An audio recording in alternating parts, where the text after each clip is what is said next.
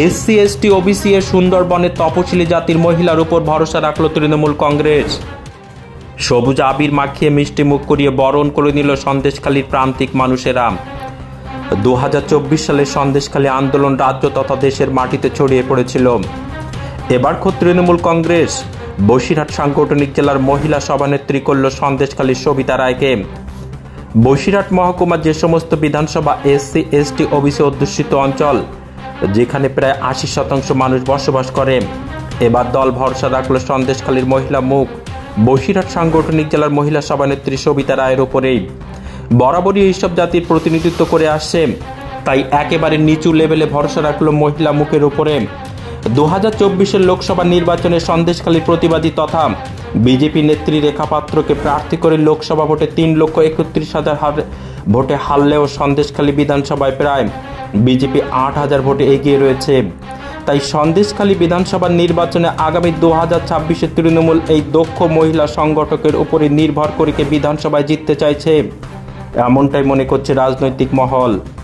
যার কারণে সবিতা রায়কে বসিরহাট সাংগঠনিক জেলার মহিলা মুখ হিসেবে দল চিহ্নিত করেছে।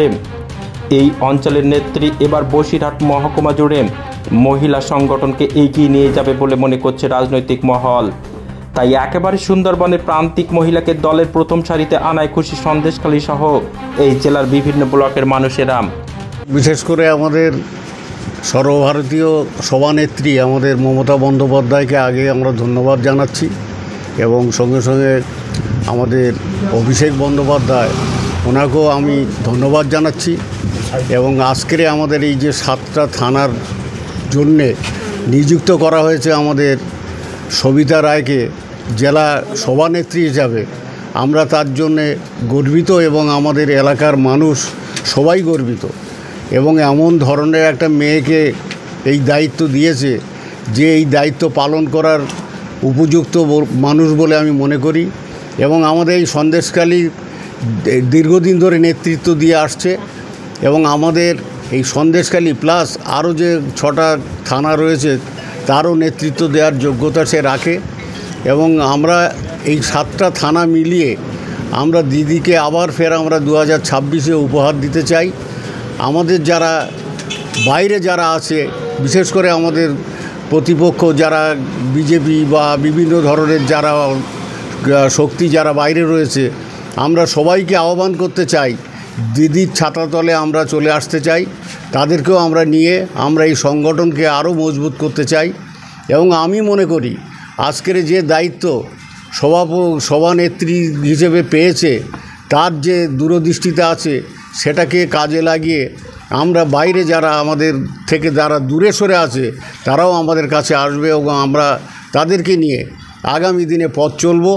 এবং আমাদের সন্দেশখালীর সঙ্গে আরও 6টা যে থানা আছে মহিলা নেত্রীর সঙ্গে আমরা থেকে, এবং আমাদের জেলার যে লিটন আমাদের জেলা প্রেসিডেন্ট যে আছে তার সঙ্গে আমরা থেকে আমরা টোটাল এই 7টা থানাকে আমরা কভার করব। এবং আমাদের সভানেত্রী উনি খুব দক্ষ, এবং উনি দীর্ঘদিন ধরে এখানে শুধু আজকের শুধু সভানেত্রী না, উনি কিন্তু আমাদের এখানকার সন্দেশখালী 1 পঞ্চায়েত সমিতির সভাপতি, প্লাস মহিলাদের এখানে যে প্রশিক্ষণ দিয়েছিল, মহিলাদের প্রথম যে ঘরের থেকে বার করার যে কারিগর, সেটা হচ্ছে সবিতা রায়। প্রথমে বলবো মাননীয় মুখ্যমন্ত্রী মমতা বন্দ্যোপাধ্যায়কে ধন্যবাদ দিতে চাই আমাদের সর্বভারতীয় সাধারণ সম্পাদক অভিষেক বন্দ্যোপাধ্যায়কে।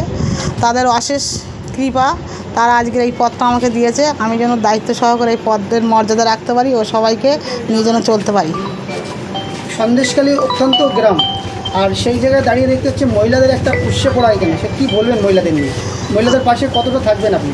আমি মহিলাদের পাশে সবসময় থাকবো, তাদের সুখ দুঃখ ভাগিদার হয়ে থাকবো, তাদের যখন যা সমস্যা মেটানোর চেষ্টা করব।